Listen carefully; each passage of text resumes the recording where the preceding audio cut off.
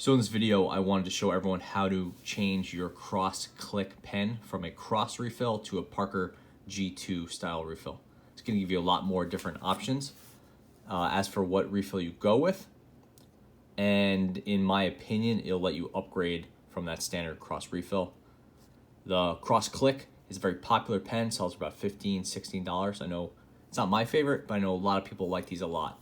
It's slim, full metal, has a really nice click action. It's a good looking pen, and they're fairly easy to find. So I prefer a refill like this. This is the Schmidt EasyFlow 9000, but there's a lot of great Parker G2 style refills.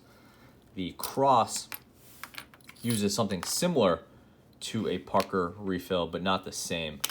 So you'll see the G2 style with a lot of them just ship with this piece of protective plastic on it so it doesn't write on whatever it ships in. And you can see the two are similar, but not the same. Basically, Cross loses this plastic piece at the top for rotation, and then it's a little bit longer, basically that bit longer.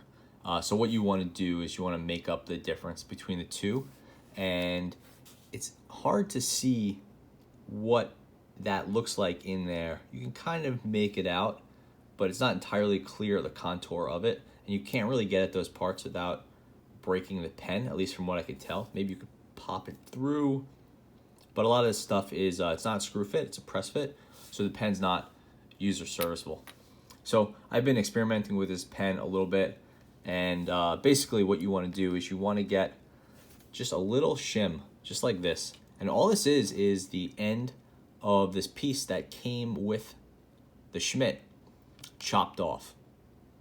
Just get a sharp pair of scissors or a knife.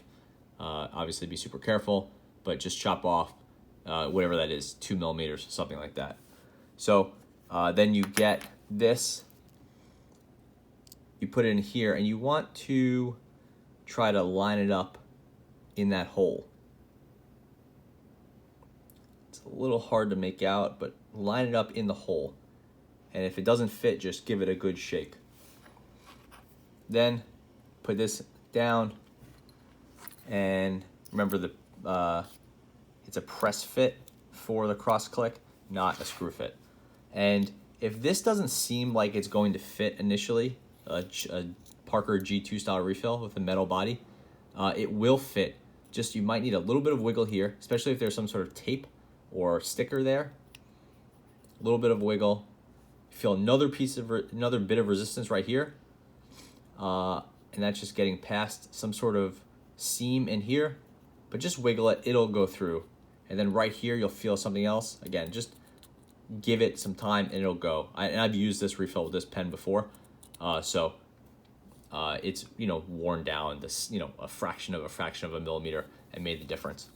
And then eventually you'll know it works because you'll have just a free flow and a free return, and you don't want to have it going in but not coming back out. That would be bad. And then again, just have that flush in there, the little piece of rubber or plastic, whatever it is, in the white hole there. Push it down, and now it should click, should return. You'll know everything works well if this extends to the right length. That's perfect, just like aesthetically, I think that looks great. Something like this would work, but it doesn't look that great. Anyway, so that's perfect. And then when you click, it's a smooth return. So extends perfectly, returns perfectly, no stickiness. So you get the same click as you had before with the Cross. I don't know if this is a proprietary refill, but with the Cross gel refill. It's actually called the Slim Gel Rolling Ball refill. And now we have a Parker G2 style refill in your Cross click. Very easy maneuver, about 5 minutes.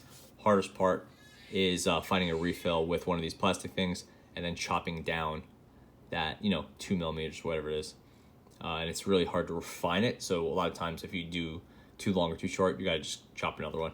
But each of them comes with this thing which is about 1.5 inches long, so it's pretty easy to get, like, I don't know, 10 of those little shims out of it.